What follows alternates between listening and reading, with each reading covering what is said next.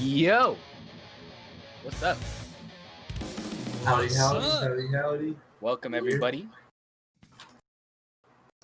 Hello, everybody. We didn't start off by saying hello, like we always do. Is that what we do? We're live. Yeah, like every time we start a podcast, like either you or Ian, we always go hello. Oh, that's pretty lame.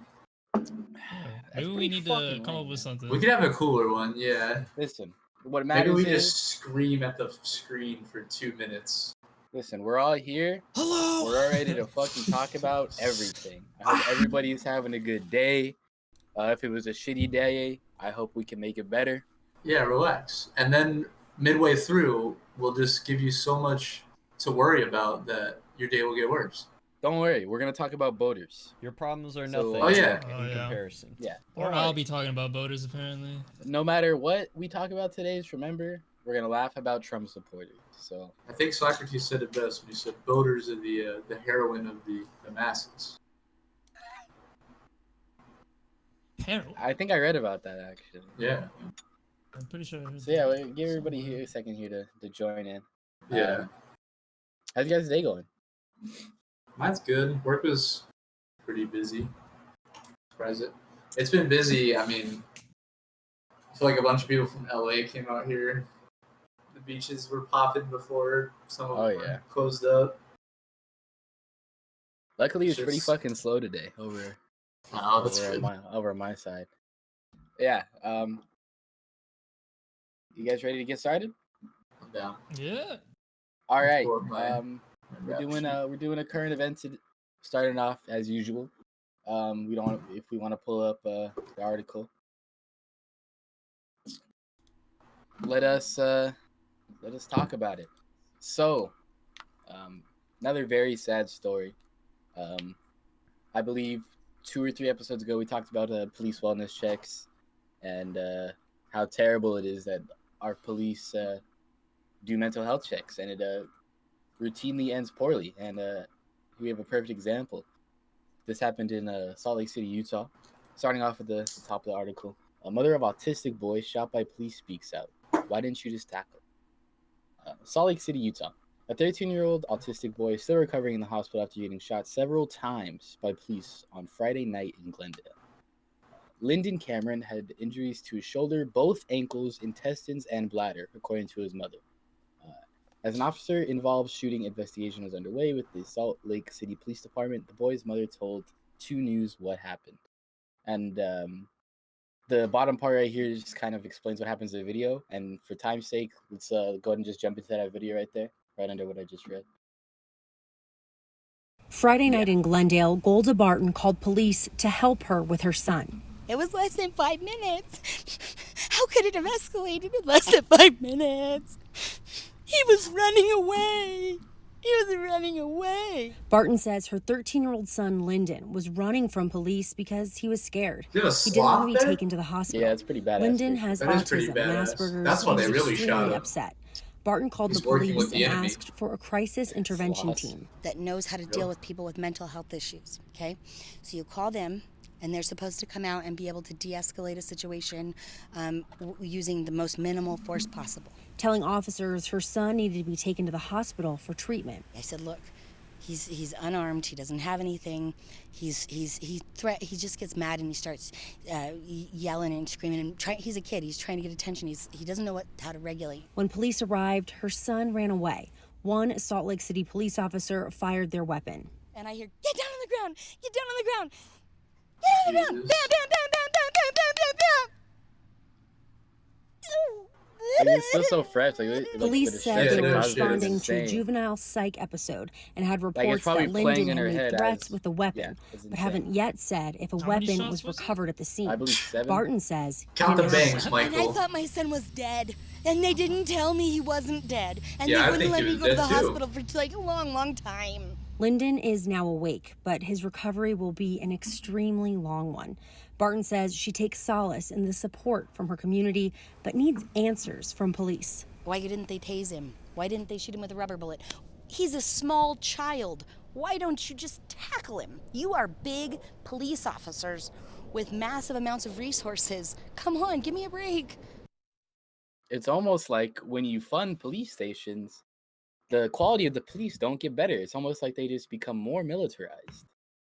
So it's almost Yeah, like we I should really take funding thought- away from the police. I really thought sending out the part-time drunk dads unit was really gonna do good on a wellness check. Yeah.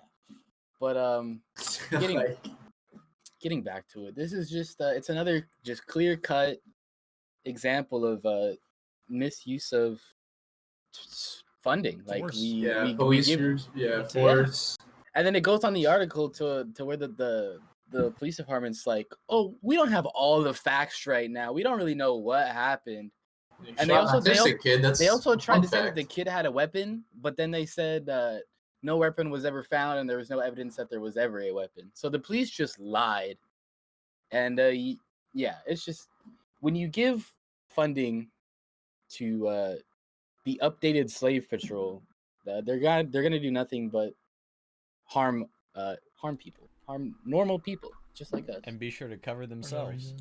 and be sure Yeah. to cover their own asses. So Don't lie about it. I hope nothing but a speedy recovery for this young dude, and I hope the officers Yeah. involved get Prayers. charged and arrested. They attempted murder for all of them. Moving on, we're gonna talk about everybody's favorite billion-dollar company, Amazon, baby, and how they're fucking over their workers, spying on them, and refusing to give them labor organization rights. So, we have this Vice article here, top of it.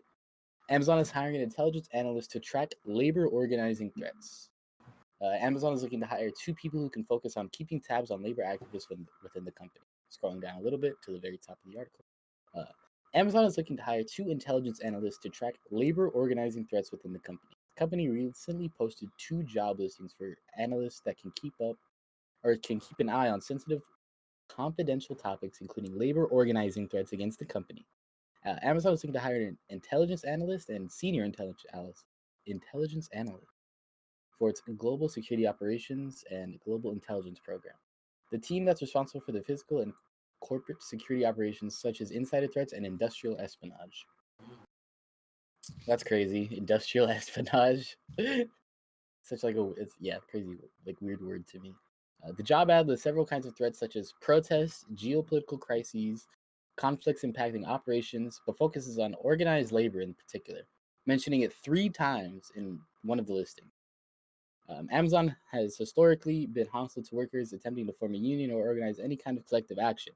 Last year, an Amazon spokesperson accused unions of exploiting Prime Day to raise awarenesses to their cause and increase membership dues. Earlier this year, the company fired Christian Smalls. Some of you may remember that story, actually. A black employee who had led a protest at a fulfillment center in New York's facility over their inadequate safety measures in early days of the COVID-19 pandemic.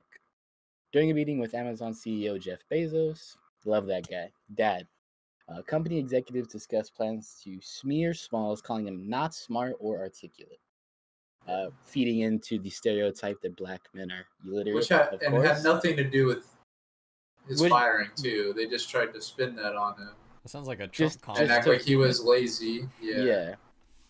There's some great interviews out there with him if you look. Yeah. Up Christian Smalls, dude's awesome. And it goes on to talk about like what exactly is in the listing. Something I saw today actually. Former NSA executive got hired to the board of directors for Amazon. Nice. So yeah, anybody with an Alexa, unplug it immediately. Former No, keep that shit plugged in. yeah, former leader of or like one of the former like big heads on the NSA or of the NSA now works for Amazon. So that's kind of It's crazy. a perfect opportunity to tell Amazon exactly what you think about them. Oh yeah. I mean, it makes sense. Bezos has done plenty of stuff for the NSA, so it's time to swap sides. And then continuing on the same topic, but with a little bit more detail. Move on to the next article. Also by Vice. You should check them both out. Everything's going to be on our YouTube after this is uploaded tomorrow if you're interested in any of the links that we have. We actually post our links in the description. We do. It's a rarity. A lot of YouTubers don't. We do. I mean, like, not immediately, but... Even if I'm a little Yeah, behind shut up, on the Michael. timestamps. Yeah, hey, don't expose us. Maybe not Anyways. super immediate. Getting to the top of the article. Inside the Amazon's secret program to spy on workers' private Facebook groups. Tuesday, after news that Amazon was hiring intelligence analysts to identify labor organizers went viral, the company said the job listing was made in error. It's always an error when they get exposed for something. But internal documents, reports, and an online tool left on the open internet and viewed by the motherboard shows that Amazon has for years had a sophisticated secret program and team to spy on its workers in closed Facebook groups. The social media monitoring tool and reports generated by it were left exposed on the domain www.sharkandink.com, which has no obvious ties to Amazon, and the tool does not use the traditional Amazon infrastructure. But the files and reports left exposed had direct links to Amazon, and after this article was published, Amazon confirmed that the tool and the surveillance reports were generated by the company. According to the files left online, Amazon corporate employees are getting regular reports about the social media posts of its flex drivers on nominally private pages, and are using these reports to diagnose problems as well as monitor, for example, drivers planning for any strike or protest against Amazon. Wow. The reports have the full names and posts of the drivers who post anything noteworthy in one of dozens of closed driver Facebook pages intended for use by flex drivers. And then the hyperlink just has a PDF of stuff. We don't need to click on it. Among the files left online is a document called Social Media Monitoring that lists closed Amazon flex driver groups and websites across the world, as well as the open flex driver subreddits and the Twitter keyword Amazon Flex. 43 of the Facebook groups are run by drivers in different cities in the United States.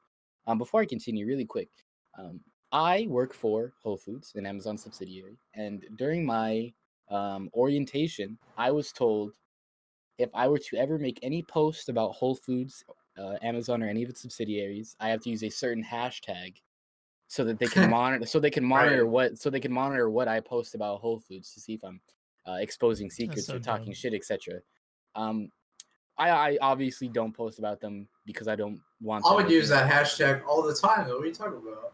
Yeah, gotta pay rent, but yeah. Hashtag just got my dick sucked in the bathroom at Whole Foods. But it's insane that they go this deep. Even just starting at my orientation, they say, "Oh yeah, if you post anything involving the company, you must use this hashtag," which is pretty insane to me. And that's why that notion that people were like, "Oh well, I have nothing to hide, so it's okay." These giant fucking, things like Facebook can just have access to my information. I got nothing to hide. It's like, but now look what they're doing. That's common. This is what it's used for. That's common. Now, fucking other huge conglomerates like Amazon are going to use, buddy up with Facebook because they both hate people organizing to strike, and this is what they're going to use that shit for. Because they both profit off of exploiting our labor. So it's been both of their interests to labor bust or union bust as much as possible. Exactly. So they both fucking work together, and now there's just, now they're just cracking down on private DMs of people like, hey, maybe we should strike. Like, that's insane. Yeah, I mean, yeah. And only will get worse because obviously they've taken that step. So it's like they're willing to gather up their power and by any means necessary stop people from organizing. Yeah, message to everyone. Definitely. This is exactly what they don't want you to do. They don't want you to. The biggest threat to capital is organized labor, folks. And organize.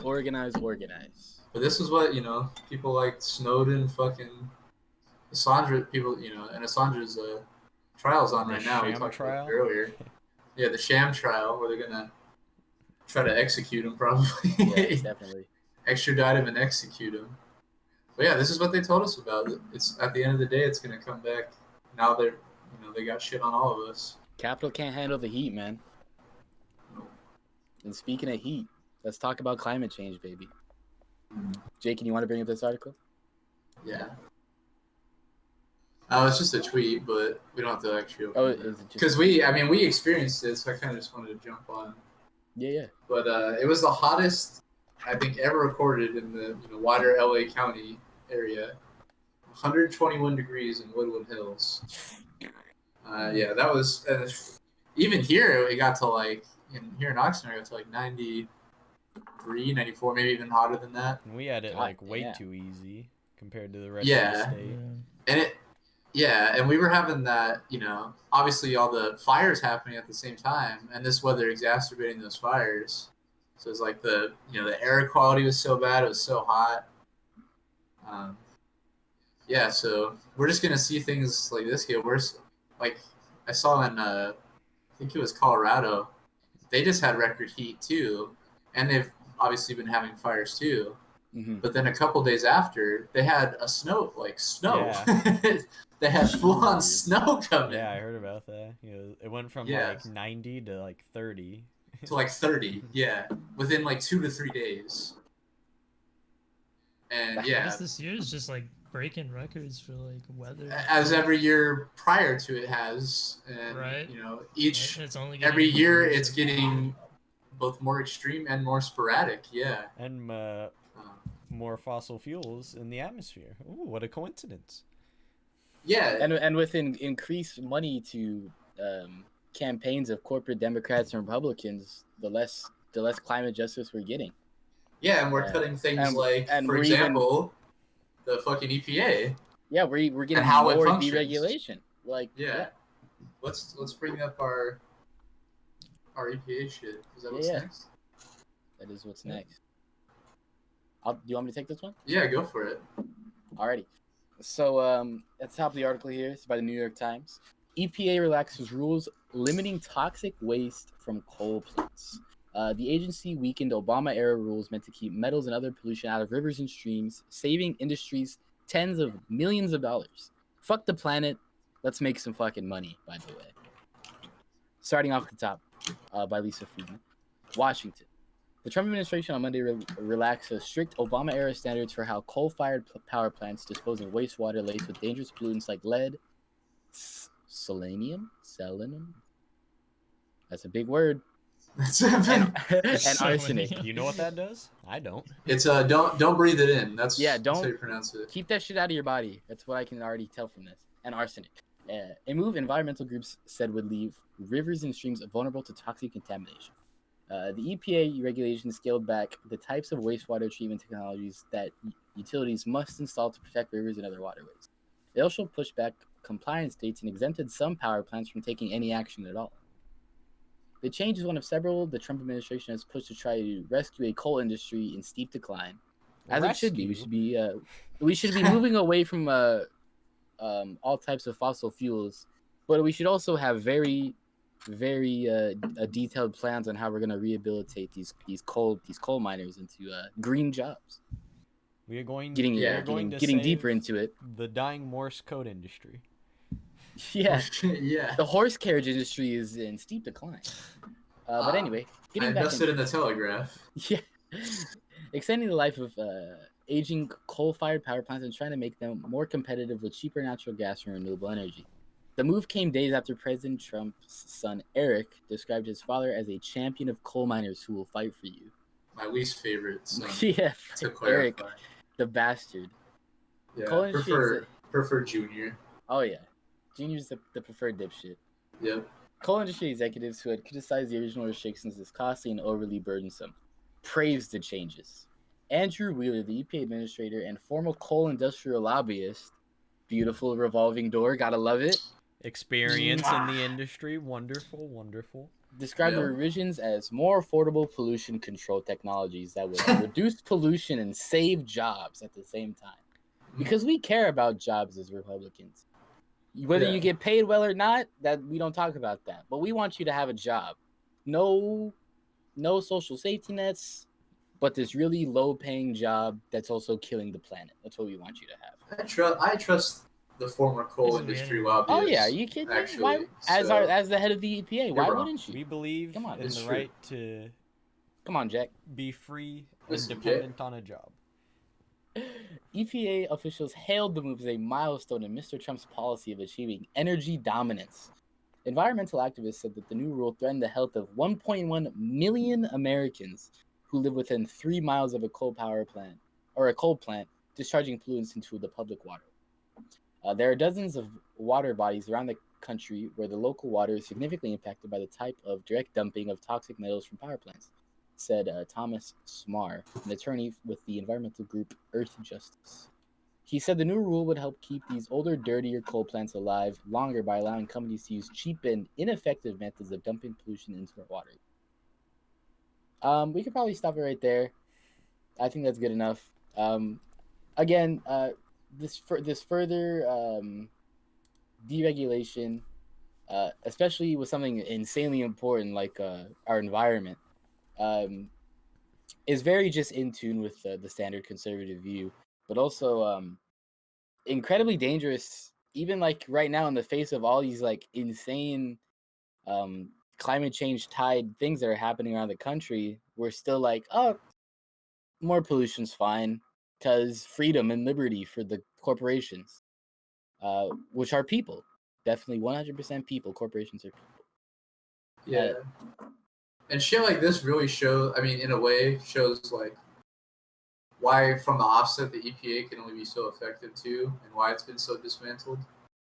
It's like the fucking president has so much power to, appoint people, and obviously they're gonna appoint, capital power is gonna consolidate, and they're gonna put people that have vested interest in that, the opposite of what that thing's supposed to regulate. A capitalist president is gonna have a capitalist lobby.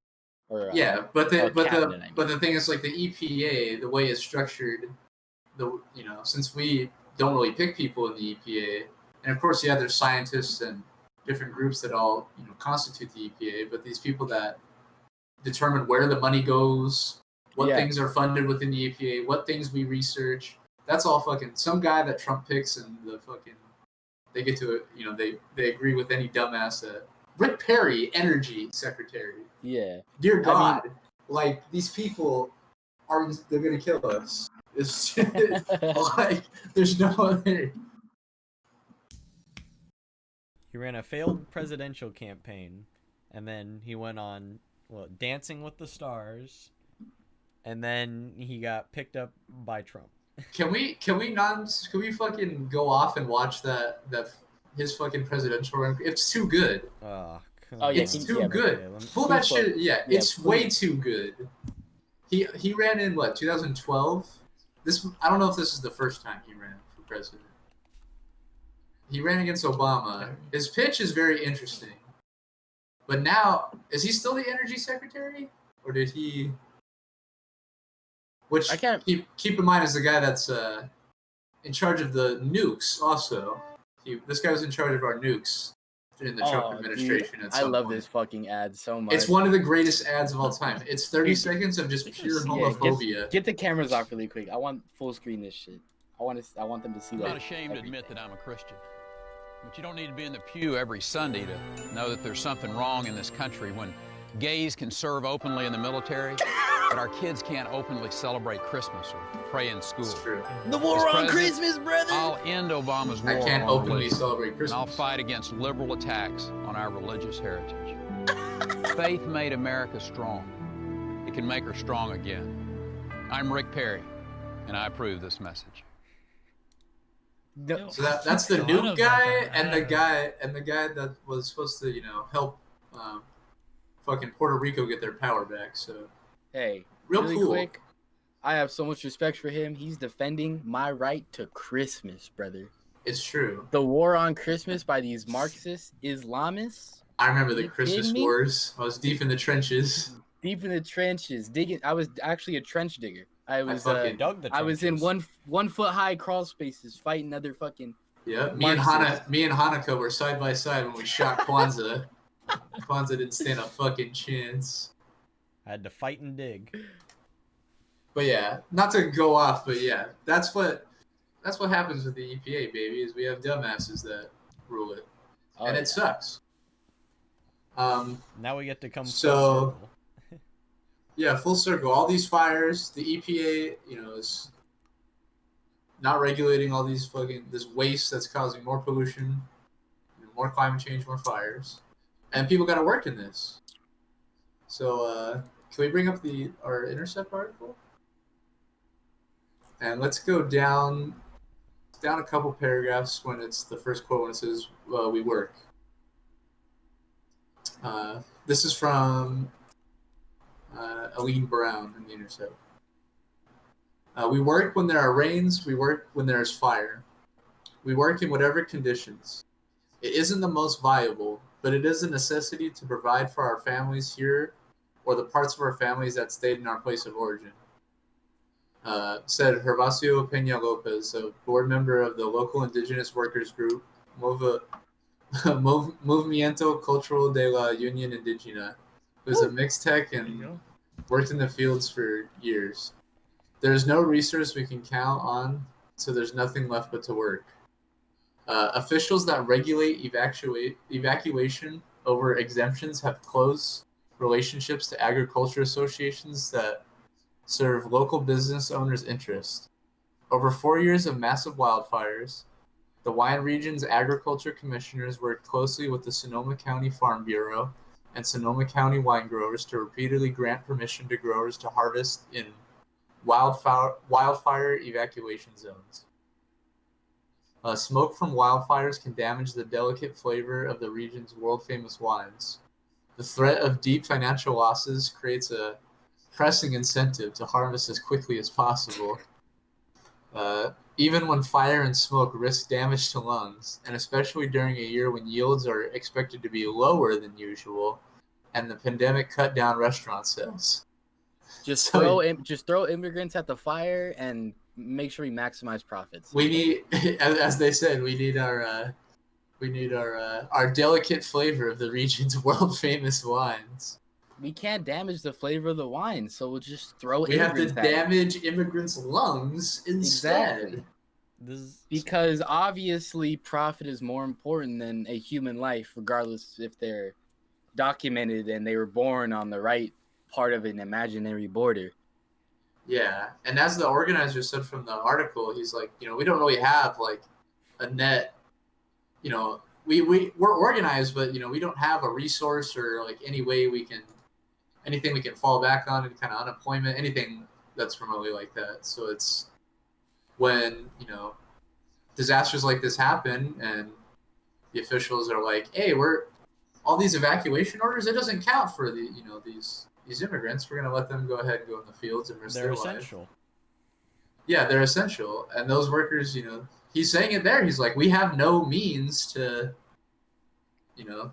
not do it. We got to go. We got to feed our families. It's that or we're nothing. They have to not only provide for themselves, but send money back home to those who send money back home to provide for their families back there. Yeah. To try to make a better life, and it's insane. So they're in our thoughts, especially during these fires, but always, especially coming from Oxnard. Work when they're just like the problem with the. What was that? The quote: "We work when there are rains. We work when there is fire. We work in whatever conditions." Yeah. It isn't, and the key part I was talking about, isn't the most viable, but it is a necessity to provide for our families here because they have nothing to back them up. It's all about organizing. Resource we can count. And so now there's nothing left but to work. The social safety nets in America are already so weak. For like documented citizens, but the fact that undocumented citizens, regardless of how long they've been here and how much they contribute to our economy, get access to literally none of that, or at least no viable amount. They're allowed some small amount of emergency room funds, but that's it. Yeah, but even among that, like, look, they're being exploited here in a natural disaster. Yeah, like we're allowing these people to come here, so we can exploit them worse than we already exploit people here, and yeah, it's just crazy to me. I don't know. Maybe I'm a little wacky here, but you're a little too sane. Should we hit our Everybody should have access to a very healthy and broad social or a set of social safety nets. Yeah, so we don't have regardless to of- work in a fire. Yeah.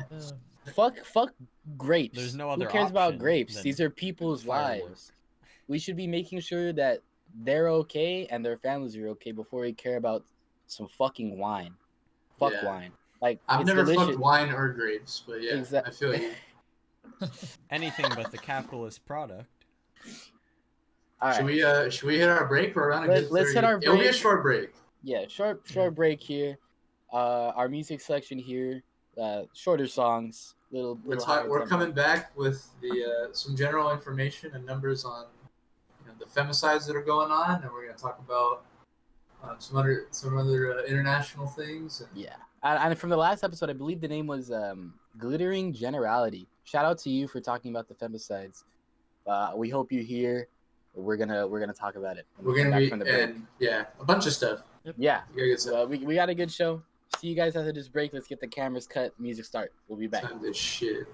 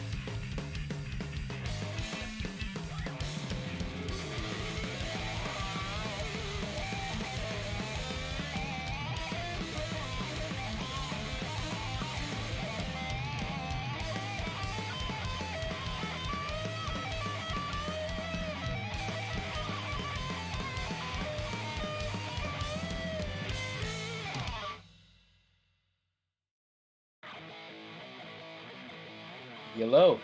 We're back. Hello. Hello. Glittering in the chat. Please reach out to us. We will connect. We would love to connect. Please hit us up on our Twitter. I just typed in socials and it should be up on the screen for you right now. And I think other than It's not an obligation. a special episode we might be talking about, we have some other guests coming up, so yes, stay tuned. Let's go into our first piece here. This is from, pull it up on my end. Give it about Mbada. Yes. This is from Femicide Watch. They have like a bunch of different studies and breakdowns of numbers. We can actually scroll down to the third one where it says, 2019 study on global homicide, gender-related killing of women and girls. From there, it says there's actually a link, and we'll leave it in the description too, where you can open it. And there's even more data from there, but it just gives a summary, so I'll read some of those facts first. This landmark study, first released for the 2018 International Day for the Elimination of Violence Against Women, examines available homicide data to analyze the gender-related killing of women and girls, with a specific focus on intimate partner and family-related homicide, and how this relates to the status and roles of women in society and the domestic sphere. Going down a little bit to the key findings and figures. Killings by intimate partners or family members, 2017. A total of 87,000 women were intentionally killed in 2017. More than half of them, 58%. 50,000 were killed by intimate partners or family members. This means that 137 women across the world are killed by a member of their own family every day. Jeez. This amounts to some 6 women being killed every hour by people they know. 2. Killings by intimate partners. By more than a third, 30,000 of the women intentionally killed in 2017 were killed by their current or former intimate partner, someone they would normally expect to trust. Yeah. Comparing that data with 2012, based on revised data, the estimated number of women killed by intimate partners or family members in 2012 was 48,000, 47% of all female homicide victims. The annual number of female deaths worldwide resulting from intimate partner/family-related homicide therefore seems to be on the increase. Another point from this study, killings by region.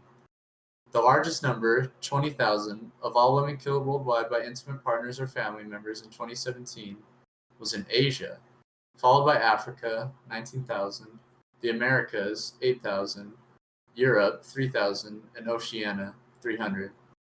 However, with an intimate partner/family-related homicide rate of 3.1 per 100,000 female population. Jesus. Yeah. Africa is the region where women run the greatest risk of being killed by their intimate partner or family members, while Europe, 0.7 per 100,000 population, is the region where the risk is lowest.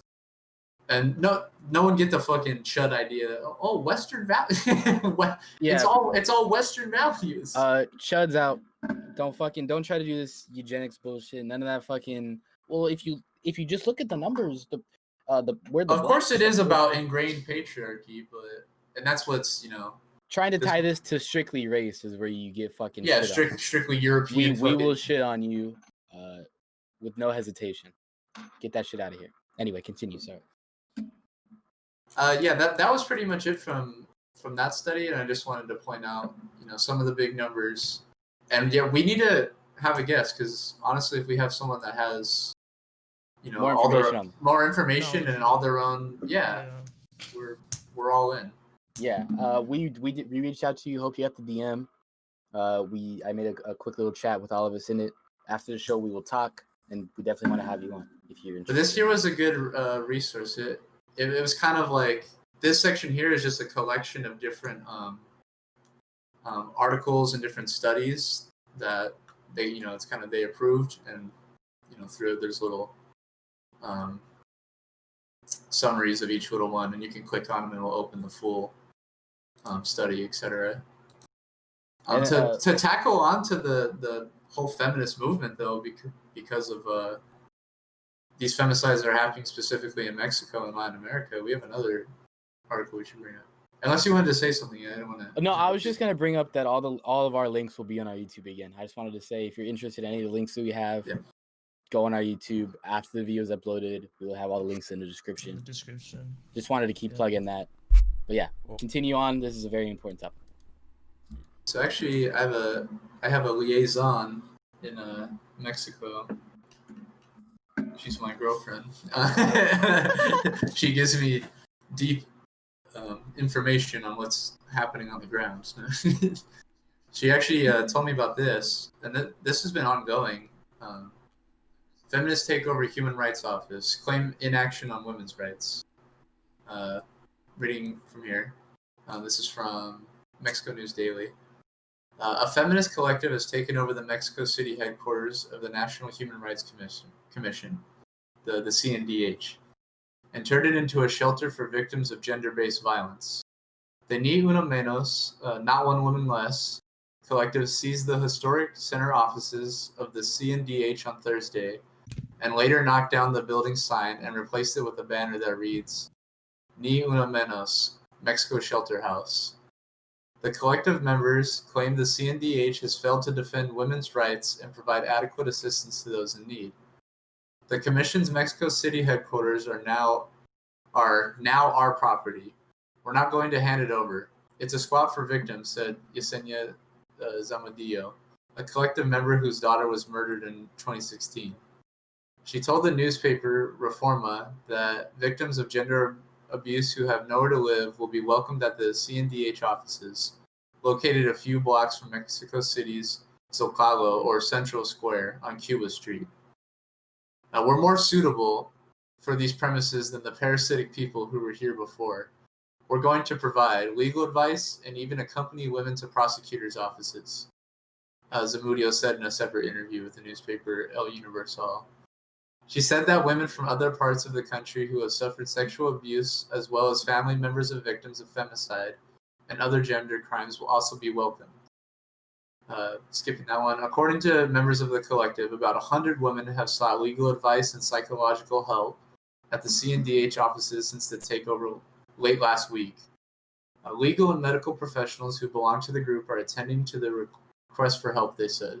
Some 30 people who are direct or indirect victims of abuse are currently staying on the second floor of the CNDH offices, the member said.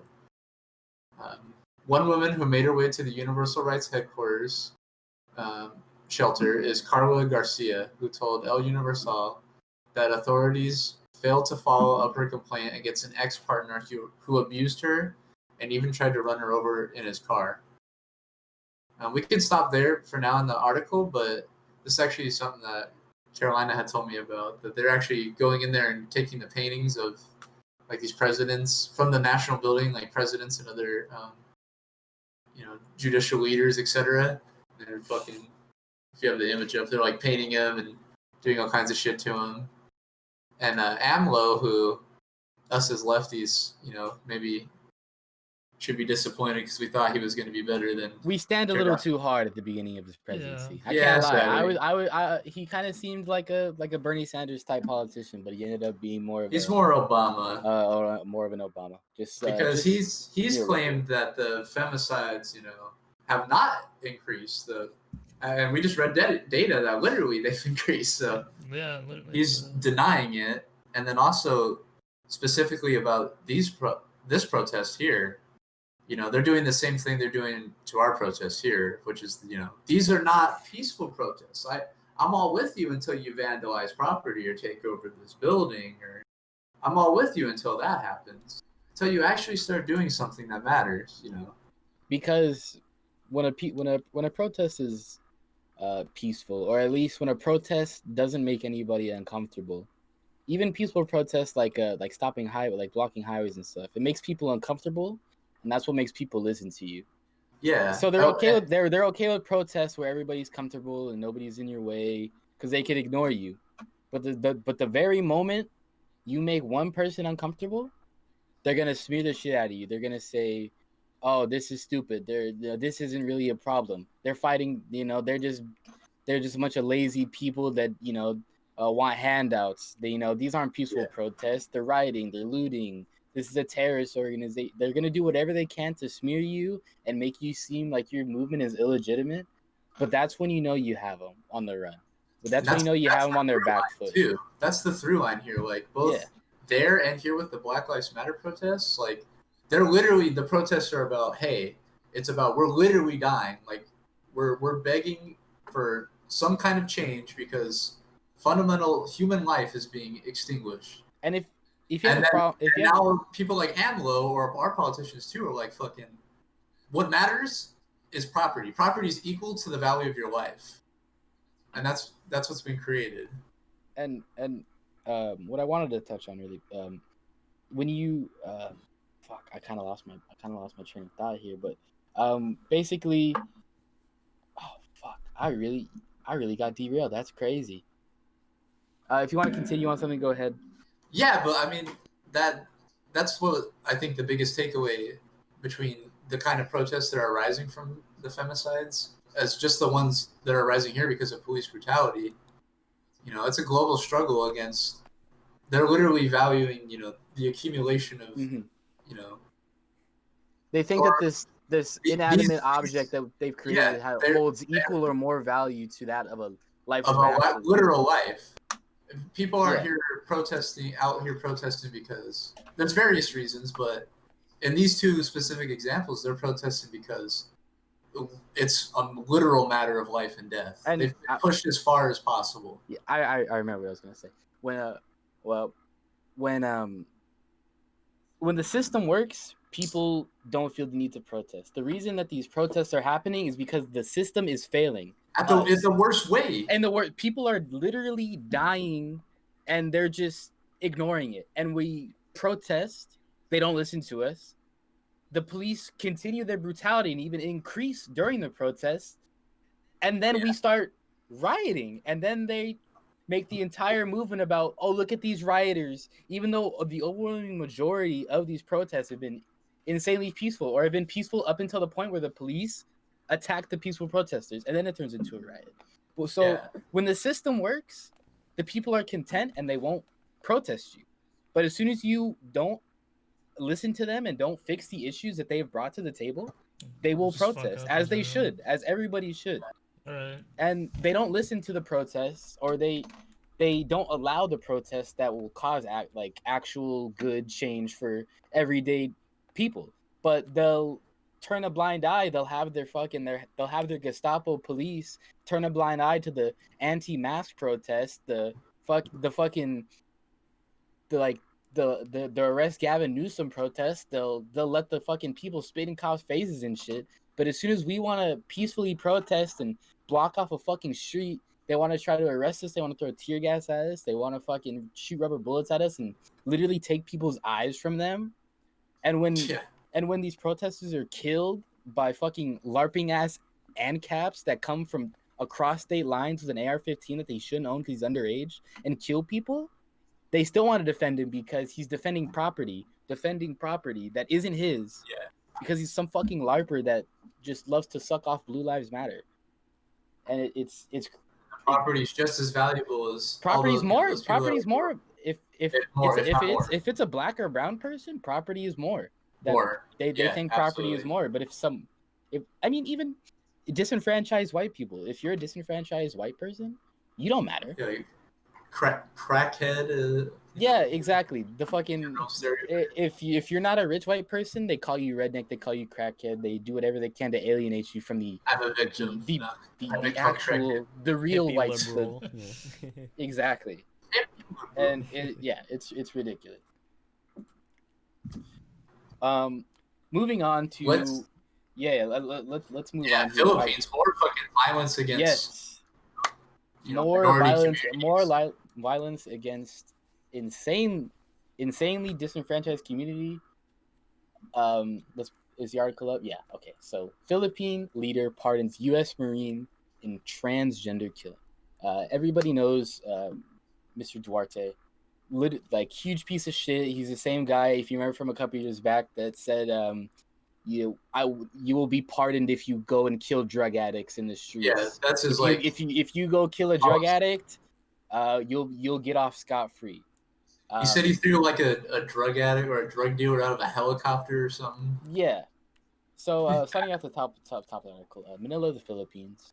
The Philippine president pardoned a U.S. Marine on Monday in a surprise move that will free him from imprisonment in the 2014 killing of a transgender Filipino woman that sparked anger in the former American colony. President Rodrigo Duterte, I fuck up his name, said that he decided to pardon Lance Corporal Joseph Scott Pemberton. That's automatically a red flag. If your last name's Pemberton, I don't trust you as a person. He's from fucking Dishonored, right? The Pemberton brothers. Is that what they're called? Because the Marine was not treated fairly after opponents blocked his early release for good conduct in detention. A left-wing human rights group, Cara Patton, sorry if I mispronounced that, immediately condemned the pardon as a despicable and shameless mockery of justice and servility to U.S. imperialist interests. Which is hard as fuck. Hard as fuck. Pemberton was convicted of a homicide. Has been serving a prison term of 6 to 10 years for the killing of Jennifer Lodd in a motel in Olongapo City, northwest of Manila. That sounds delicious, the city name. You're right. Rowena Garcia Flores told the Associated Press that Pemberton was already aware of Duarte's decision when she called him. I heard the news, Garcia Flores quoted the 25-year-old Pemberton as saying, "I'm very happy." Meeting Pemberton in detention a few days ago, she said he expressed willingness to apologize, as if an apology does anything, to the Lodd family, even belatedly. I almost couldn't pronounce that word. Sometimes my brain turns off. Belatedly, like it's belatedly. A birthday. Yeah, like, oh, hey, whoop, hey, it's been a couple years. I killed your daughter. Pemberton will likely be removed from the Marines due to his conviction and plans to work with the U.S., Garcia Flores added. Presidential spokesman Harry Roque, who once served as a lawyer for the Lodd family, said the presidential pardon would mean the immediate release of Pemberton from detention. The president has erased the punishment that should be imposed on Pemberton. What the president did not erase was the conviction of Pemberton. He's still a killer. As if that, like, nobody's going to hold on to the title that he's a killer. Not only because transgender people are insanely marginalized and often just immediately brushed off as non-people, treated as second-class citizens, but also, he's a fucking straight just Marine, just absolute airhead, and so they're just gonna be like, "Oh hell yeah, brother! You taught them." Yeah, what's new about fucking Marines and ex-servicemen killing fucking transgenders and sex workers, bruh? Like, fucking cretins. No, it's insane. And I believe I skipped over it, or it's. Let me find it really quick. Sorry. There's a quote that I can't find from Duterte. It's in the article. Jeez. That would be good to find because obviously the take is here. It's like from the top down, just leader pardons that. So it's like, and Trump has been pretty friendly to Duterte too. Yeah, that when the whole drug addict thing happened, they were fucking, at that time they were really they were sucking each other off. Modi has kind of slid more into that, honestly. Narinda. I can't remember exactly. I'll paraphrase really quick, but basically Duterte was saying the way that they were treating the fact that this U.S. Marine had to serve time in a Filipino prison for the murder of a transgender woman was unfair, and that the Marine wasn't treated fairly. It's true. He served his country, and the other thing is not a thing. It's not a person. Exactly. The Duterte does not consider transgender people. So obviously that's how his framework. Him killing this quote thing here. I'm using a quote here. Obviously, Duterte. To him, it's like he killed a dog or something. Exactly. By accident. It's disgusting. It's like disgusting to see. Yeah. He followed orders. How can we punish him? He followed orders by being a fucking imperialist dog. So fuck Duterte, fuck Trump. Fuck Duterte, fuck this fucking Pemberton kid, whoever the fuck this nerd is. Fuck Trump. Fuck transphobes, first and foremost. All my homies hate transphobes. Yeah, and you see from the highest order that culture of it being okay to murder women and transgenders being perpetuated. So no wonder we have fucking femicides happening. Yeah. The ruling empire of the land is like, oh yeah, little fucking Philippine country that we've fucked for 100, 200 years. Yeah, our Marine can go there and just kill some fucking transgender person. That's no problem. Yeah, that won't have reverberating effects. It doesn't uphold the stereotypes of anti-transgender propaganda. Just male supremacy. Exactly. General, yeah. And not only that, but military supremacy. Yeah, I was just about to say U.S. imperialist supremacy. Making sure that everybody there knows that the U.S. still owns this shit regardless, because we can kill one of your citizens, And just- you're a leader. You're your leader. You're a Your leader. piece of shit, fucking fascist, proto-fascist leader is gonna suck our dick. Yeah, your leader will do it for us. Exactly. That's we don't, how even have, we don't have to bat an eye. That's a good like. No, you're right though. Like that's a good point. Like we're just bossing on the Philippines show. Regardless of how regardless of how much you Flexing. think the imperialism ended, the reverberating effects of our imperialism and our military supremacy, quote supremacy, we're falling apart around the world, has insane effects even now, as we can see with this. This killing happened in 2014, and then Duterte, fuck his name, he was just like, you know what, I'm gonna let him go. Daddy D.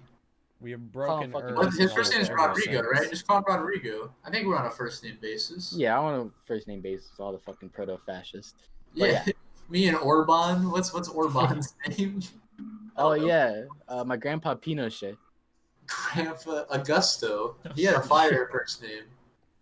Yeah, kind of a waste of a name on a fucking actual genocidal dictator. But moving on to the next article, Carlos has a beautiful piece for us.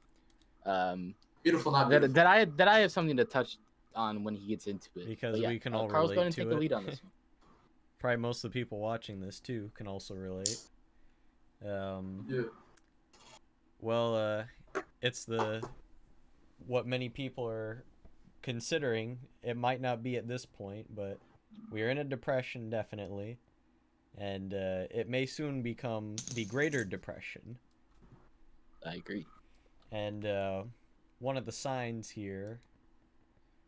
Make sure the article is pulled up. There we go. Perfect.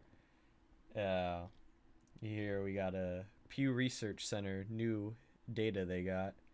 A majority of young adults in the U.S. live with their parents for first time since the Great Depression. So we got a lot of breakdown here. Your fucking grandmas were also leeching bums that never left their. Yep. Yeah. So fuck them for saying like, oh, you guys don't. Fuck you guys. You guys. Fucking. So this is, I think, the most important part. There's more. I'll be showing it as well, but let's see if I can zoom in here. So we got going all the way back to 1900. So around the coming off the right before the Roaring 20s and coming into it, we hit almost 50% by the time of right before World War II, and then the following economic expansion took all these millions of people and gave them a real opportunity to be able to go out and start their lives and be able to actually make it with a family, the American dream as it was considered at the time. And then we noticed something here right around the 80s. The numbers start spiking up again. We can thank maybe a certain president and the influence of his party. But he might have an appearance in the next Call of Duty game. Oh yes. For reference. Sending you off to assist the Contra. Yeah, to go smuggle arms for Iran to go kill leftists in El Salvador. All right. Fucking memes. But getting back to this, and then we have the data going all the way up to right before the pandemic as well. So 47% here, so matching the Great Depression basically. And now since just the pandemic, we've shot up another 5% as well. So this age group. So exceeding. So this age group is considering all 18 to 29, but as it continues on, it gets worse. When you realize that a lot of those people are, or the majority of those numbers are, the younger half of that, 18 to 24, right. Which the numbers there get a lot more worrying. Most in this youngest age group have already lived with their parents, but this share grew to 71% in July from 63% in February. So, yeah, that's millions of people cannot live on their own, cannot afford to live on their own, or for whatever reason, have to move back in or live with their parents, and it's just the only way to really get by, economically. Because Yeah, and clearly that trend's increasing too. It's going to keep increasing as over time. So that year, age might grow too. So here we have the the full breakdown, where here you can see they include that number as well. So the pre and post, or not post, I should say, as updated as they have into this pandemic. So meaning these numbers, are only going to continue to trend in this direction. They're not getting better. Especially considering the fact that our government is doing absolutely nothing for us. Yes. Yeah.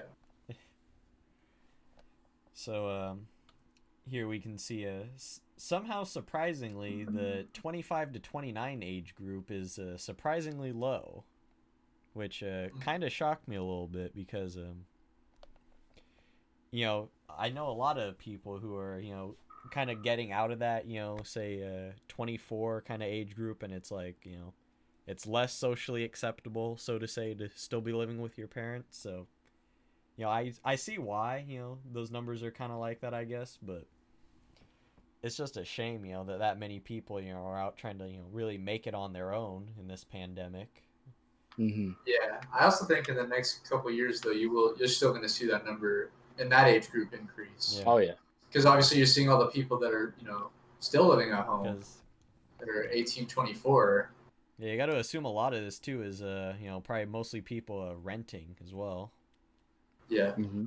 Yeah, 100%. Or if not, so just throwing money at their or landlords. if you're a homeowner, you probably have a big fat loan that you still need to pay off. So, yeah.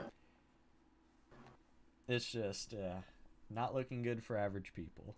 Just a big oof. No, I information just came out. If you're done, I want to touch on this really quick. The percentage of jobless workers who can't pay for their basic expenses is not only increasing steadily, but has had an insane jump in these last couple of months. I didn't send it to Carlos, but I'm going to read off my screen really quick. Of the percentage of jobless workers, real actual unemployment is thereabouts of 20%. So Great Depression levels. That's including the people who are technically on our unemployment because you have to be like actually looking for work, etc.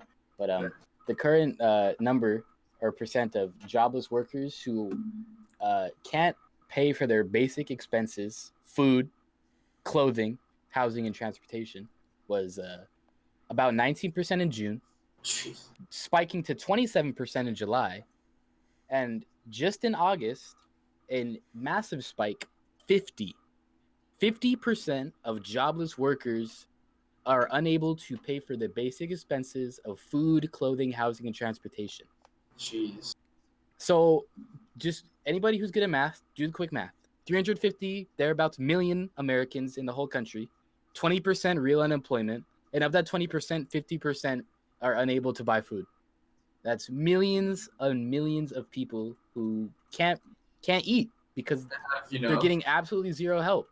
All those people have dependencies too. They exactly. We also touched on that. And really quick, the $600 weekly benefits ended in late July. So late July and thereon, people are getting piss poor amounts of money from unemployment or nothing at all in some cases. And people aren't able to buy food in the richest country. In the same time when Jeff Bezos increased his wealth billions during this pandemic, we have 50% of jobless workers who can't buy food. In the richest country to ever exist, we can't. 50% of jobless workers, 50% of 20% can't buy food or clothing or pay their rent. And right now there's in certain places more restrictions on what do you call it? When you get kicked out of your home? Eviction. There's in some places a cancellation on evictions. Eventually, they're going to declare this pandemic to be officially over, and evictions are going to steamroll back up. Yeah. You know what's going to fucking happen? That number is going to shoot up insanely. Because right now, some people just straight up can't evict their tenants. So they're just sitting there patiently waiting to fucking kick them out. because they're heartless pieces of shit. Some cases racking up, they still owe the debt too. Exactly. Yeah, so even if Just they as- do have a Because job, this they're isn't trying to this keep isn't up. this isn't a cancellation of rent completely. Like you don't like this is a ever growing bill that you have to pay back to your fucking landlord, your piece of shit that does nothing. And you when this pandemic's over, if you can't pay that lump sum of money because they just legally couldn't evict you, they're going to evict you. Yeah. And we're gonna see insane amounts of homeless people, and we're gonna see numbers are gonna be insane, like nothing we've ever seen before, and it's crazy. And it looks like the next stimulus or bailout, because obviously they're back this month and they're starting to kind of work together. It looks like really it's just going to be some fucking It's time for some them to slush care fund about. that's created by Steve Mnuchin. It's time for them they to don't quote unquote care about us again. If you know what I mean. It's time for them to come to work together to do another scam by giving potentially billions of dollars to all the fucking lackeys, and They're gonna give us our they're The gonna owner give us our class. $1,200 Trump check. They're gonna give us our Trump check, then just steal more money out of our fucking pocket. that's what it looks like, because they've come together and they're like, the convening is like, oh, we're gonna set up these new funds, and we're gonna have these people the dude head of Treasury, Steve Mnuchin, they're gonna go ahead and oversee that. They're gonna figure out what to do with them. I think I have a theory kind of on what's happened. These people have become so out of touch that, other than giving money, I don't think they have, any clue in their head how to actually help people. No, No idea. they're just rancid. They're the looters. They're And the looting money, as hard and as the they money is can like right the now. bargaining chip. It's not like we need to generously give people money. It's ooh, we can use this as leverage now. Perfect. Yeah, it's a leash, or more like a It's a bait. now just another political tool. The American people stealing a couple $1,000s worth of shit from stores, a very small percentage of people doing that, is nothing compared to the billions that these fucking companies with their corporate bought fucking politicians steal from us every fucking day. And just in our last stimulus, they have stolen so much more than we could ever fucking steal from them. And just keep that in mind. Requirement for the next stimulus check is to vote for Trump. You have to show them your Yeah. ballot. Show your Look, I ballot. voted for Trump. Please let me pay my fucking rent. I voted for Trump. They just put a little scoop of oatmeal They'll on give you your a, Yeah. they'll give you a plate. 1-year stimulus check. to Can vote I for have Trump. some more, please?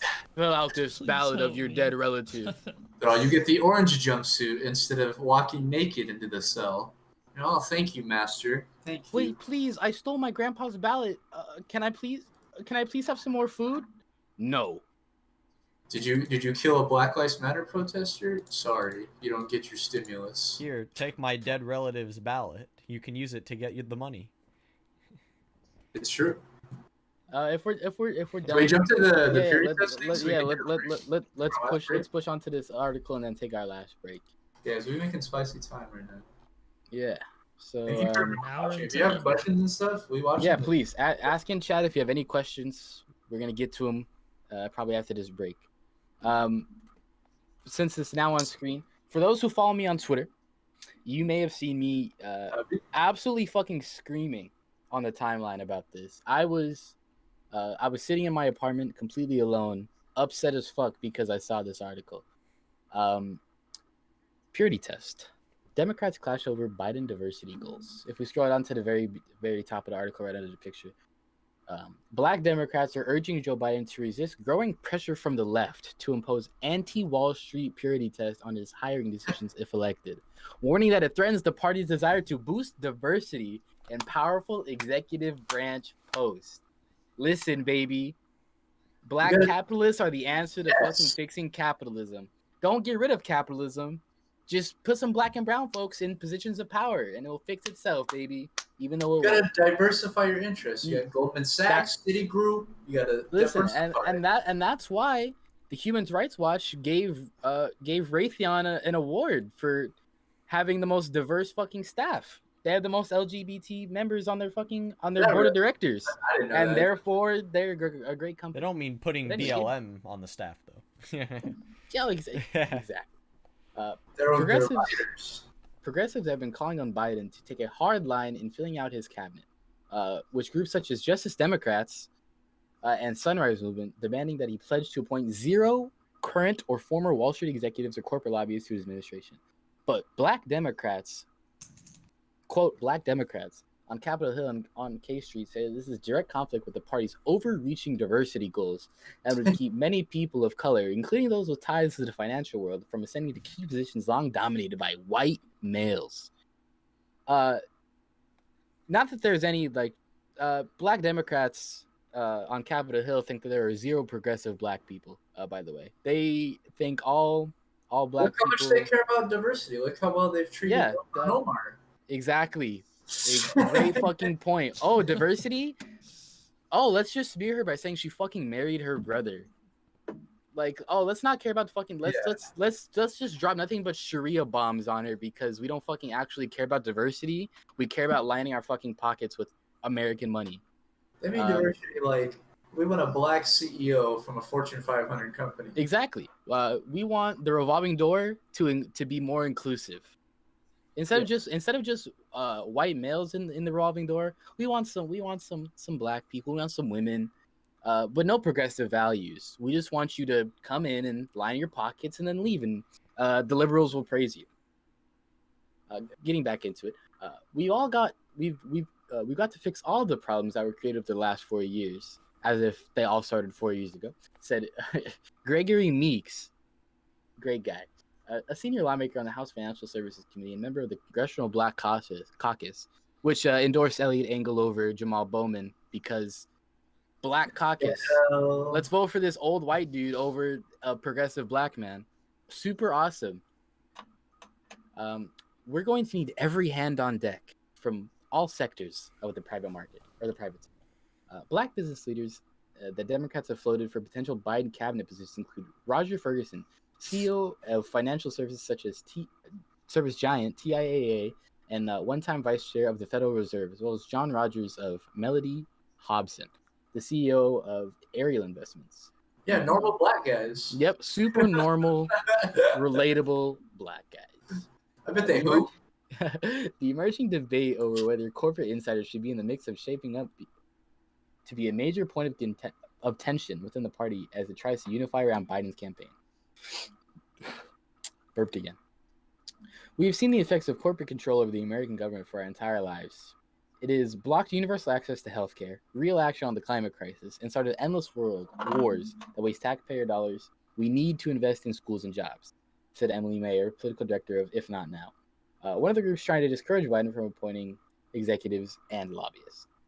We reject the false choice between having the people leading our country represent the diversity of our nation and removing corporate control from our politics. The long-running lack of diversity in top economic jobs has come into stark relief as the U.S. undergoes a wrenching national debate over excessive police violence against Black Americans and deep economic disparities that minority communities suffer. I can't talk. Holy shit.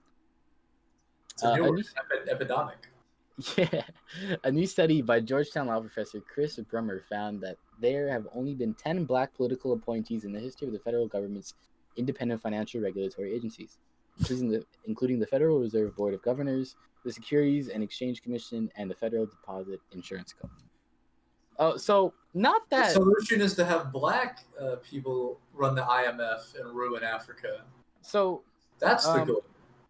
Is this what they do? What this is really slimy here. What they do is they bring up an actual real issue of lack of person of color and minority representation in government, but they tie it right back to the ownership of capital and only protecting the interests of capital, not actually looking out for your everyday American. You're not looking out for your worker. They want you to be like, oh yay, diversity. Yeah. But they want you to be, oh yay, diversity about getting fucking robbed. Yeah. By politicians. They don't want you to be yay diversity about getting access, or not access. Sorry, I'm not a fucking Weasley politician. Getting actual universal health care. Making sure that every single man, woman, and child has a guaranteed access to a good education, a good, well-paying job, housing security, and healthcare. Making sure that our needs as citizens are taken care of so we have the liberty to pursue what we actually want to do in this life, not just be tied down to some fucking lame-ass job that we don't want. But they don't want that. They never care about that. They don't actually care about diversity. All they care about is getting woke points from white liberals and getting fucking checks from their corporate donors. That's all they care about. That's all they're ever going to care about. And until we call them out on it and elect actual progressives, nothing's going to fucking change, regardless of what the color of their skin is, regardless of their gender, be that biological or their gender presentation. That shit does not fucking matter when it comes to politics. Politics is about policy and where you stand on the policy. Whether you stand with the workers or whether you stand with the elites. There's no in between.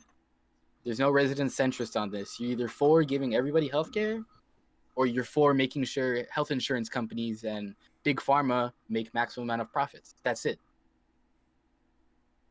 Yeah, and the unspoken part obviously is look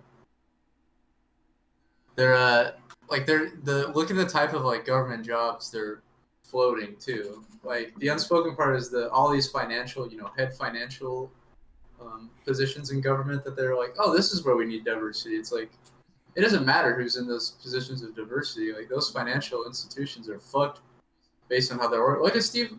Yeah, look at fucking.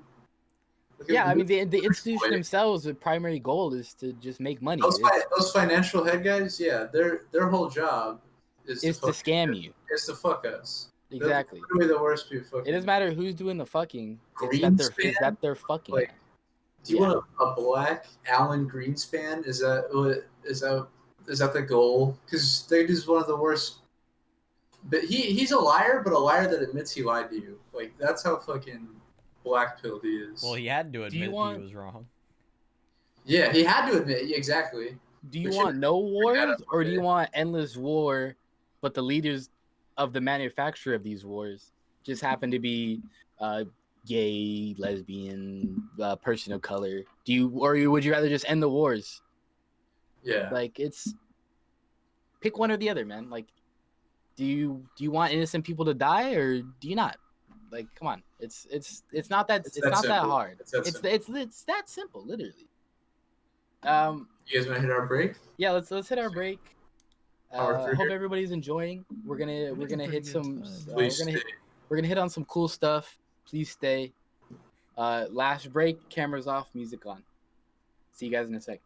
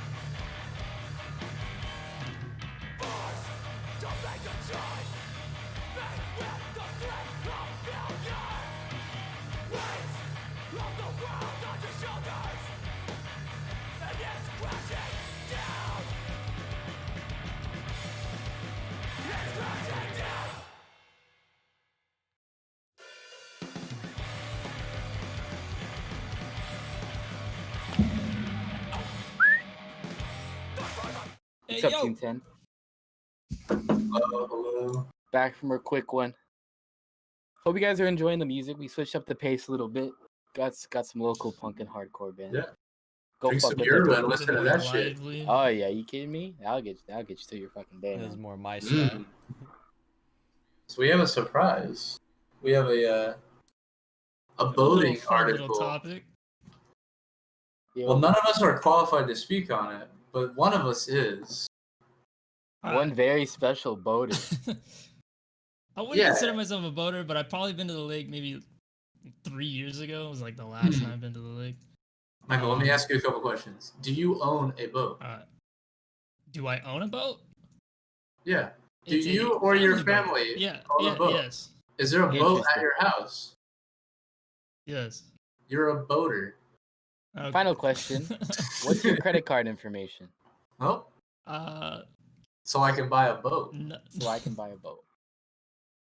I'll DM it to you later. All right, so we have a little topic here. It's titled Hundreds Rally, but 5 Boats Sink in Lake Travis Parade for Trump. So not sure why you gotta have a parade for Trump, but let's see here. Down to the first paragraph. In pontoon boats, sailboats, and yachts flying Trump 2020 flags, hundreds took to Lake Travis on Saturday in a boat parade in support of Donald Trump's re-election campaign. But 5 boats were swamped by choppy waters and needed rescue. You can see there's photos up at the top of a boat being sunk, and you can obviously see the very choppy waters. I wanted to say that having so many boats in such a small area is just going to create more wakes, so I can only imagine that the ocean would just get much more I didn't know worse. you were giving boating tips. No. Why? Obviously, having so many boats in a little small area, there's just going to be so probably many a waves. bad idea, yeah. It was probably a bad idea. I'm not surprised that the boats would get swarmed with water and then end up sinking. But onto the next paragraph. The Travis County Sheriff's Office said it received 15 distress calls about boats sinking or taking on water, stalled engines, capsized boats, and boats sinking. The Sheriff's Office also received 3 additional reports of boats taking on water from a local towing company, according to a news release Sunday. 3 boats were towed out and 2 remained submerged. The sheriff's office said no injuries were reported, and office officials did not find any evidence of foul play. I'm not sure what kind of foul play they were referring to. The amount of Bud Light that entered the waters that day, like the fish are probably still drunk. You probably can taste the ocean water, and it still tastes exactly the same because that's what fucking Bud Light tastes like. Yep, just fucking absolute. It's just amber colored, but yeah, it's just fish piss. I can't imagine like how many like people are drunk as well. Like that's what I'm saying. Like as fucking shitty as they look, it looks like a good time. Are you kidding me? Like if that was if there was boaters for Bernie, I'd best believe I'm on one of those. I best believe I'm on one of those boats. I break all my principles and make Michael go boating. But the difference is instead of Bud Light, craft beer. Oh God. Yeah, but you drink like 1 beer and you crash the boat. That's a problem. So anyway, traveling in a large caravan across the water, the president's backers greeted each other with their horns and waved to other boaters in solidarity. Such political rallies on water have gained traction across the country, with Trump supporters holding boat parades in Florida, California, Illinois, and New Jersey, and now Illinois, the Great Lakes. Wow. My big beautiful boaters, they love me. The occasional sound of an airplane carrying Trump banners also could be heard above the gathering. During one point in the parade, 5 people made a parachute jump over the lake. No, how fucking hyped up do you gotta be for a president who probably doesn't give a shit about you? That's so lit, though, dude. Daddy Trump is making people parachute over lakes, dude. Oh, okay. I know they didn't put this in the article. I'm just guessing. They said 5 people, right? 5, yes. TRUMP. Each of them wore a letter. Holy shit. Yep. You know for a fact that's what happened. It just spelled Trump and they all had it on there. Or it said PIZZA. Oh yeah, they probably. Oh yeah. Honestly. They said it could have said Pence. I don't know if they're that cut. Maybe that. No, nobody likes I pump penis. Continuing, but almost as soon as the parade began, the Travis County Sheriff's Office said it began receiving distress calls from boaters due to choppy water conditions as boats began traveling together on the lake. The first call came in at 12:15 p.m. Saturday, and the last call associated with the parade came in at 1:53 p.m. So that was like not that all happened pretty there's just quickly, dude. Yeah, that's what I'm trying to. Started nice early at noon and then just completely fucking fell apart by like 1:30. Yeah, not even maybe almost like 2 hours. Weather conditions on Lake Travis were calm. The sheriff's office said in a news release, when the large number of boats began moving together, the wakes generated large waves in areas where participating boats were dense. Oh, so that's like exactly what I was saying at the beginning. That's what we have there's with like our there's a on-site ton boater. of boats around. Professional boat Right, yeah. analysts. These people don't know any more than we do. Boat whistleblower Reyes. The Lake West of Austin is now for being difficult to navigate as times in lakes and large wakes could be seen during Saturday's boat parade. It was not the first time that the boat parades have turned dangerous. Last month in Portland, Oregon, a boat on the Willamette River sank as a Trump boat parade passed by. So this isn't the first time this has happened. Continuing on the article towards the bottom, Pacey Chinow, who began organizing the event in June, said her motivation for doing this is that I have a child and I am fighting for her. This is my way of saying this is the future that I want for her to inherit. So her name is insane. Pacey Chinow. What is she trying to inherit? Like to the go boat out boating with? Yeah, boating, but no taxes. What she means by inherit is sea level rise. So she has to inherit the skills to boat when it's water. You're gonna need the boat when toxic ocean sludge. Yep. fills in the mainland. Yeah. Exactly. You can inherit this low income job. But at least we don't gotta pay no taxes to the evil government, brothers. True. No goddamn taxes to this big old government. I'm about small government, no taxes, and my goddamn boats, baby. There'll be no more minimum wage, and you could make your $1.50 in peace. Well, yeah, I don't need no minimum wage. You know what I need? A motherfucking boat, brother. Neither one of her names sounds like real names. Neither of them are real. First or last name. Pacey Chinow. Pacey Chinow. The next one, Rebecca Privet. If this was like out of context, that's a fucking ex-Viet Cong member name. That was somebody very close. That was somebody very close to Ho Chi Minh. Yeah, exactly. I would have no idea. So, Rebecca Privet, a Georgetown resident dressed head to toe in red clothing, said she was happy to hear that people around the area had come together to throw their own version of the event. So she's just happy that people are throwing a parade for Trump's re-election or They re-election love campaign. safe spaces. You know what I love? These fucking ads. I could not get rid of any of these ads. Look at this one on the bottom here. Remember him? Remember him? Well, he died. Like, oh yeah, that's why I forgot about him. He died. Left on my screen. That's so good. It's absolutely a different way to get together in a safe place, she said. I'm really excited about it in regard to just being able to celebrate all together in the masses.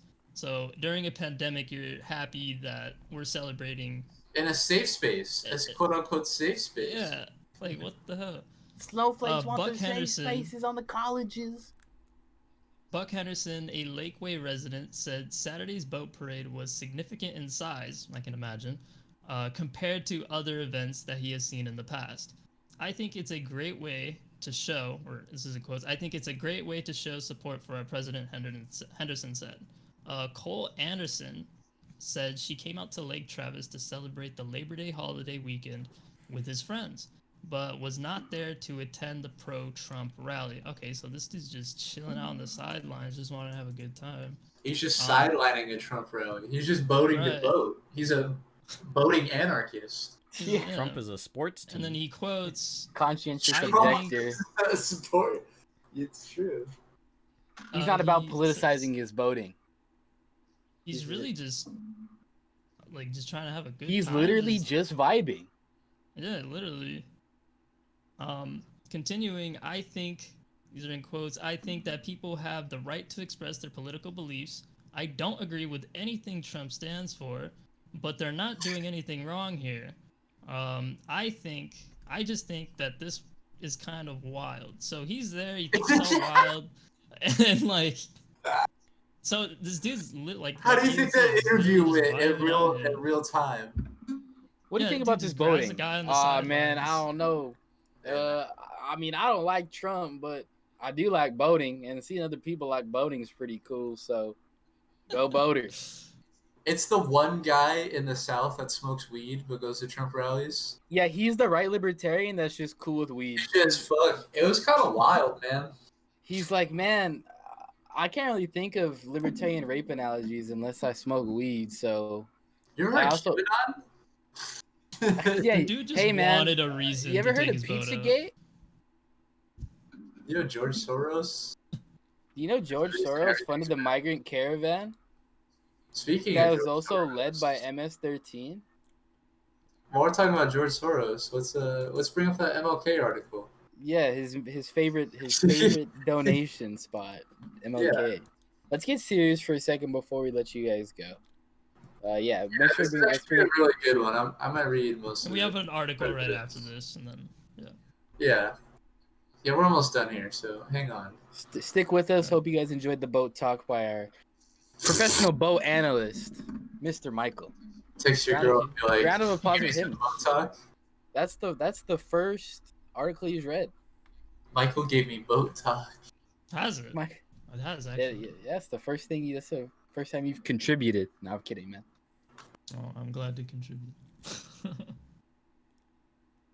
So earlier, we were talking about, the whole deal with the femicides that are happening and the protests that are rising there, and how they're being, looked down upon for destroying property, and how the Black Lives Matter movements are, property is being equated to human life.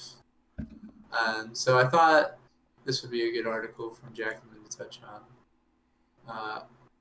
Meena Krishna Murthy, I hope I'm not mispronouncing the name, but Sounds it's a good to really me. good article, yeah. Headline here, What Martin Luther King Jr. Really Thought About Riots. Joe Biden is trying to use Martin Luther King's legacy to make the case for a law and order crackdown and protest. But King drew a distinction between violence against people and violence against property, and he viewed riots as a product of an unjust social order. In a new campaign ad, Democratic presidential nominee Joe Biden says that, quote, rioting is not protesting, looting is not protesting, and those who do it should be prosecuted. Last week, in a major campaign address in Pittsburgh, Biden hammered on the same point, declaring that looting is wrong in every way. It makes things worse across the board, not better. No, it's not what Dr. King or John Lewis taught, and it must end. Martin Luther King Jr. III offered a different view in a tweet earlier this year. Some of you might have seen that. Quote, as my father explained during his lifetime, a riot is the language of the unheard. A number of people felt they knew King's father well enough to respond, tweeting that King Pierre would never condone the riots. Violence is not what he stood for. After all, one tweeter noted, he never once rioted. So what did King really think about riots? Is Biden on solid ground in invoking the great civil rights leader to have his Sister Soldier moment? The short answer, absolutely not. While King never viewed rioting as the most effective form of political protest, disciplined mass resistance was clearly superior. In his eyes, he also never denounced riots as immoral or engaged in any kind of law and order rhetoric Biden is now deploying. Let's start with the quote that King's son tweeted out. A riot is the language of the unheard. King made the comment in a 1966 interview with Mike Wallace.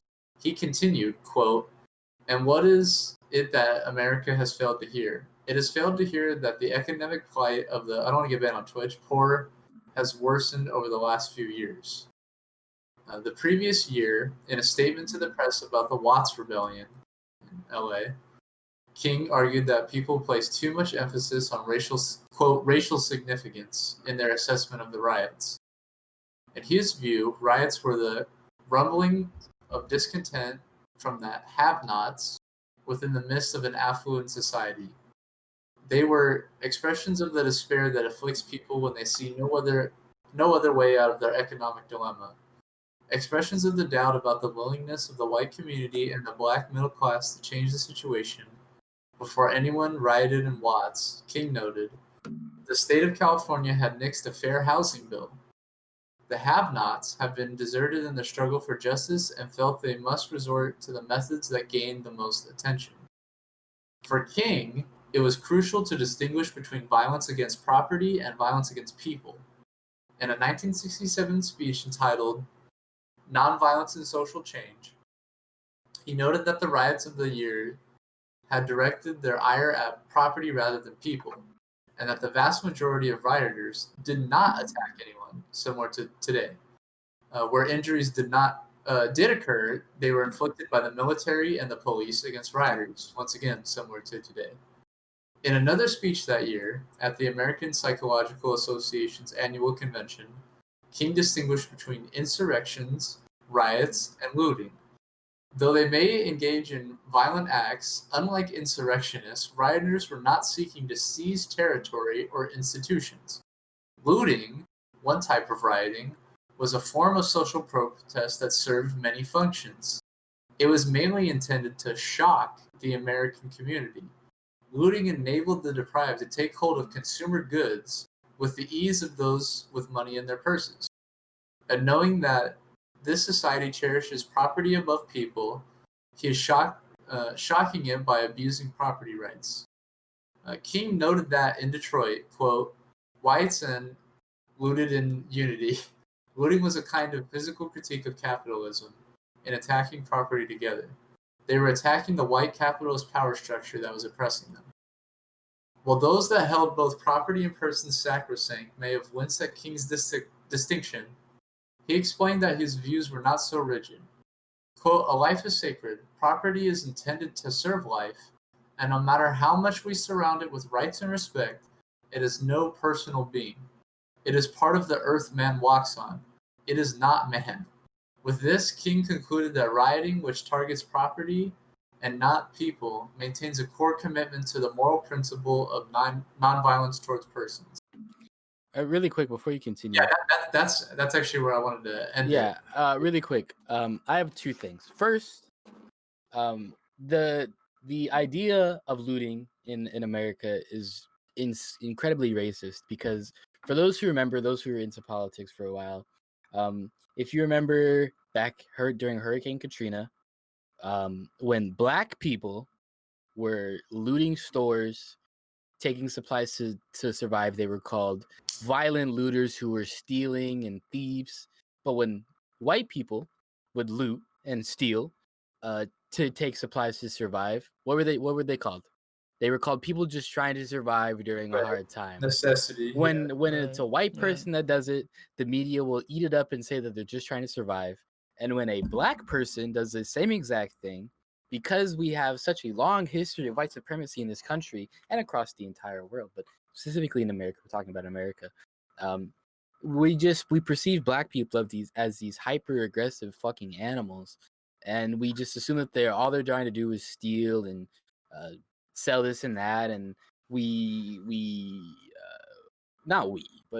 right-wing fucking idiots like to.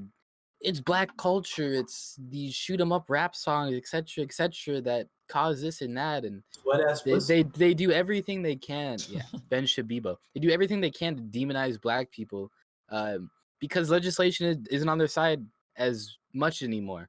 Legislation is getting ever more inclusive as the Overton window shifts. So what they have to do is they have to go on these culture wars and continue to demonize black people on the social side because legislation is ever fleeting from their position.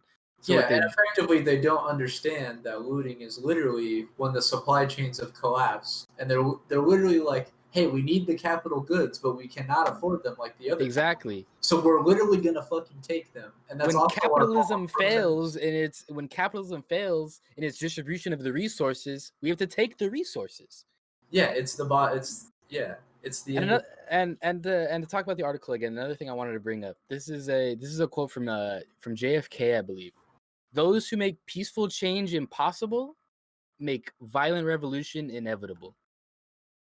When those in the positions of power continue to ignore the ever-facing issues of many working people in this country, we have no other choice but to take power into our own hands and revolt. We try peacefully and we're shit on. When we try a little violence, we're shit on. So what are we supposed to do? When we're peaceful, you don't listen, and when we're aggressive, you ignore us and smear us. So one day, we'll be at your doorstep if you continue not to listen. We'll be there. We'll be armed. We will seize the means of production, and we will take what's rightfully ours. I believe it's JFK. But yeah, those who make peaceful change impossible make violent revolution inevitable. The dissonance of him to say that quote, though. Yeah. Him being part of Cuba. him being part of the problem. Oh, But yeah, the quote is still a powerful language. No, of course. And you can very much, he's definitely part of that critique. He is definitely somebody that we oppose. My favorite quotes are from the worst people. Like, clean your room. Yeah. Daddy Peterson. Guy's cucked by his fucking daughter to do a carnivore diet and gets COVID. Absolute fucking clown of a human. She's just fucking Serbians making him eat a fucking venture capitalist on top of his passed out corpse. Yeah. But yeah, I thought that MLK article was a good. No, way yeah, that was that whole argument, I guess. That was a great article. For anybody who doesn't already regularly go on Jacobin, go on fucking Jacobin, please. Now for a shittier one, let's go to the New York Times. We have a little. This is a good article, though. I'm just gonna briefly touch on it because we will quite possibly. We should maybe just touch on it for a second. But on Friday, right now is the week of 9/11, but Friday will be the 19th anniversary of 9/11, and all the things that happened after 9/11. It's important. So it's important for us on that day to think about everything that's happened. And the lead up to 9/11. And the lead up, the Gulf, even before the Gulf War, even. Yeah, we want to do a special episode on 9/11. We can talk about we want to do something on Friday. As in starting from like 1980, or maybe let's start from the Sykes-Picot fucking agreement, 1914 or 12. Let's go from there. It'll be more of a discussion type, I think. We'll bring in some resources. Like a barbecue. Yeah. I don't know about that. We want a lot of interaction on that day. If you have anything to say it. We'll talk to you. We want to communicate. We want to talk about to talk about. Too. Yeah, exactly. So we wanted to do something Friday. We'll make an official announcement on the Twitter. But yeah, look out for that tweet, and we hope you can join us on Friday. Continue with the article. For that, like on the after effects of 9/11, we have this article. At least 37 million people have been displaced by America's war on terror.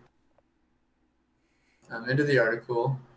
At least 37 million people have been displaced as a direct result of the wars fought by the United States since September 11, 2001, 9/11, according to a new report from Brown University's Cost of War Project. That figure exceeds those displaced by conflict since 1900, with the exception of World War II. But still, that's insane. The findings were published on Tuesday, weeks before the United States enters its 20th year of fighting the war on terror, which began with the invasion of Afghanistan on October 7, 2001. Yet the report says it is the first time the number of people displaced by U.S. military involvement during this period has been calculated. The findings come at a time when the United States and other Western countries have become increasingly opposed to welcoming refugees, as we've covered, as anti-migrant fears bolster favor for closed border policies. The report accounts for the number of people, mostly civilians, displaced in and from Afghanistan, Iraq, Pakistan, Yemen, Somalia, the Philippines, Libya, and Syria, where fighting has been the most significant, and says the figure is a conservative estimate. The real number may range from 48 million to 59 million people displaced. The calculation does not include the millions of other people or U.S. counter Faso, Cameroon, etc.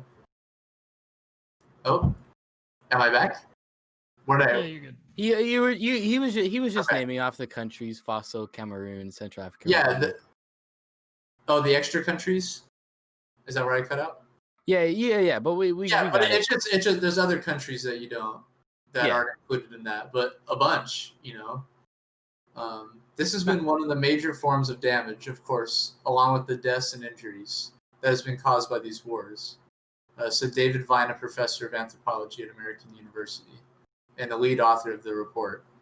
It tells us that U.S. involvement in these countries has been horrifically catastrophic, horrifically damaging in ways that I don't think most people in the United States, in many ways, myself included, of course, have grappled with or reckoned with in even the slightest terms.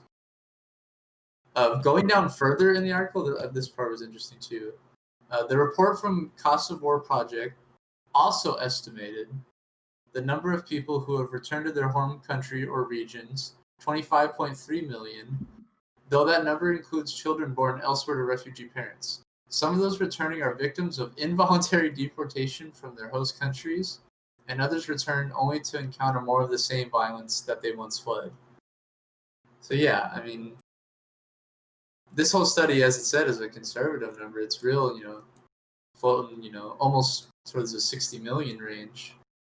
As a direct result of the wars on terror, people have been displaced from, and it's not, as the part got cut out, from little countries too.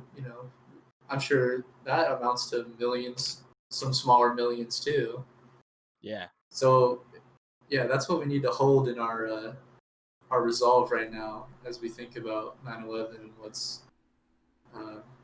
what preceded it and came before and after. It will be good for us to do maybe an episode where we And just all the talk about. all the subtle things Most that definitely. we don't really think about either. That it just kind of has all Yeah. affected and piled on. And as the article points out, how we as Americans are like, we still aren't really absorbing the effects of that. Like in the the convention, they had Colin Powell there. Yep. Colin Powell, the dude who lied to us about Iraq, the Looney Tunes man. Yeah. So it's like it's still there. It And shows there's no accountability, for any Exactly, of the because positions they've held. We send Americans out to go fight these unjust wars in foreign countries because it doesn't affect us. It will never affect us. We don't like Well, we use it's such a coming small back now part of our in the Yeah. streets. Yeah, the militarism I is know what starting you to mean, turn, though, yeah. but we're Yeah, still blind to it.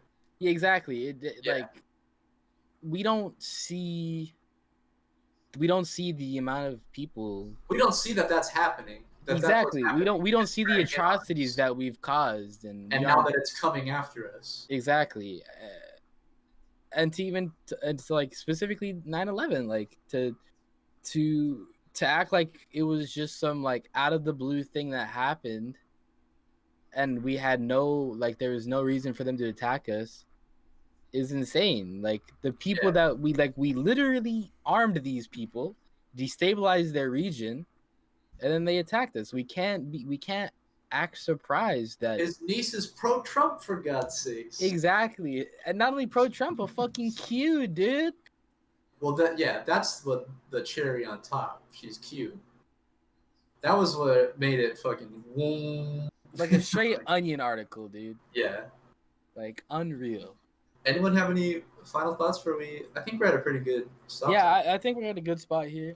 Yeah, we ended a lot earlier than we usually do. I'd say I want to the people who think that 9/11 was just some arbitrary incident, it's not gonna happen again, so to say. We've cracked down, It's like the It's a sequence in a very large chain of events. Yes. Yeah. The history of what caused 9/11 and what will Happen I, after. of course I hope of course I don't wish death upon civilians, but to assume that something like this or something like 9/11 is impossible to happen again is just insane. Especially since we have not stopped destabilizing the region, but increased our presence in some cases, and done horrible shit there. Like it shouldn't be any surprise to anybody why these people don't like us, and yeah, I think we want to do something on Friday, specifically for 9/11, something very more laid back and not like our usual style of podcast. But I think also in the future we want to do um, a very specific episode talking about our destabilization in the Middle East and our imperialist conquest there, and how we fucked over the people there, how we've shut down any sort of true social change. We even regressed nations in the case of like Iran and stuff like that. Or Iraq, they still have Iraq less as well. power capability than they did prior Exactly. to the invasion. those who do not submit. They're worse off after we've instilled democracy Yeah. than they were before we were fucking there. But yeah, I think it'd be really interesting to do an episode solely focused on our imperialist efforts in the Middle I'd say East. there's a ton of stuff we could do, individual kind of specials. Yeah, we have so much to do, Yeah. and the flexibility of doing this in a live podcast form is really cool. We hope you stay with us for the journey. If you're new, make sure to drop a follow so you can keep up with us. Make sure to follow us on our Twitter. It's the same as our Twitch, so you can keep up with our episodes and our plans for the episodes. If you don't have an account and you're watching, I recommend creating an account and following us, turning notifications on. It really helps us, regardless of like how much you think it does or doesn't. Like it helps us with like algorithm stuff. Make sure you follow us on our Twitter, subscribe to the YouTube. We really appreciate all the support. It's super awesome, especially since we do this show so late. It's really cool to see all these people turn up. So thank you guys like so much. Like it's really awesome. So yeah, make sure you follow us, hit us up. Y'all ready to zoom?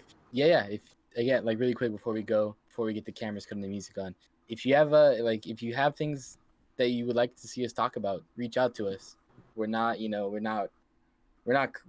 bite, man. Like if you have something to say, talk to us about it. It'd be interesting.